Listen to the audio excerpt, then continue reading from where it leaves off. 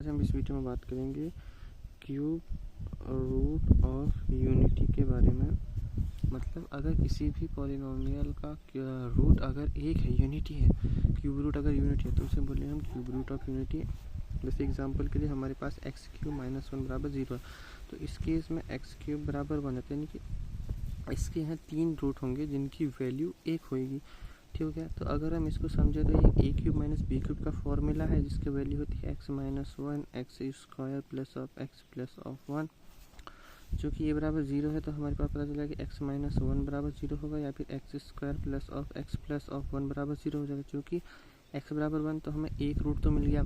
अभी क्वाड्रेटिक है तो इसके 2 रूट होंगे, तो अब इसके हमें 2 रूट मिलेंगे, तो वहाँ से हमारे पास 3 रूट टोटल मिलेंगे जिनकी जो वैल्यू होगी वो क्यूब रूट यूनिटी के बराबर होगी। ठीक हो गया।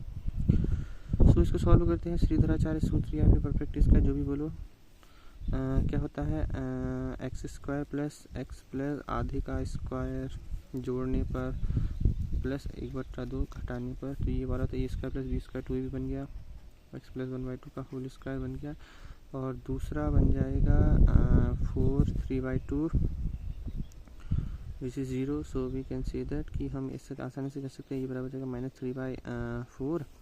सो ये स्क्वायर हम हटाएंगे तो बन जाएगा -√3/2 आयोटा। ठीक हो गया। और जब इसमें x की वैल्यू हम निकालेंगे तो 1/2 प्लस माइनस ऑफ √3/2 आयोटा बन जाएगा। तो यहाँ से इसके 2 रूट मिले, एक पहला रूट मिला -1/2 प्लस √3/2 आयोटा, और दूसरा मिला हमारे पास -3/2 आयोटा। सो जो पहला रूट है इसे हम बोलेंगे ओमेगा, और जो दूसरा वाला है इसे कहते हैं ओमेगा स्क्वायर।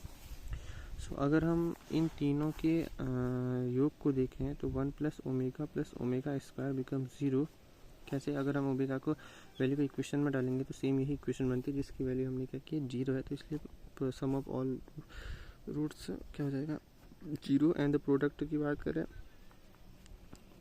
बात करें तो एक तो एक ही हो जाएगा, दूसरा -1/2 प्लस √3/2 आयोटा, और दूसरा है 1/2 माइनस √3/2 आयोटा, ए प्लस बी ए माइनस बी फॉर्म, तो 1/4 धन 3/2 आयोटा स्क्वायर, क्योंकि माइनस वजह से हो जाएगा, बिकम बन जाएगा 1।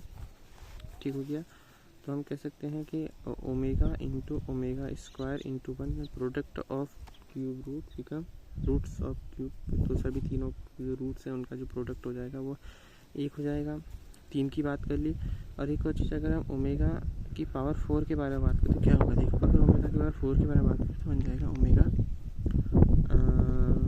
ऐसे कहते हैं कि हम कहते हैं omega square omega cube into omega, क्योंकि ओमेगा क्यूब बन गया, यही ओमेगा क्यूब हो गया। अब ओमेगा की पावर 4 के बारे में बात करते हैं तो क्या बन जाएगा omega cube 1 into omega, this is omega. ठीक हो गया। क्या ओमेगा की पावर आगे के बारे में बात कर सकते हैं, 5 में क्या हो जाएगा, ये बन जाएगा ओमेगा की पावर 4 इंटू ओमेगा, ये बन जाएगा ओमेगा स्क्वायर। ओमेगा की पावर 6 ओमेगा की power 5 into omega, this is omega square into omega become 1। सो ये समझ सकते हैं कि एक बार रिपीट टाइप से हो रहा है, कि जैसे पहले ओमेगा क्यूब 1, 4 में ओमेगा, 5 में ओमेगा स्क्वायर, 6 में 1, फिर 7 में वही ओमेगा, फिर 8 में ओमेगा स्क्वायर, 9 में ओमेगा क्यूब, वापस से वही है, पीरियोडिसिटी में रिपीट होता है।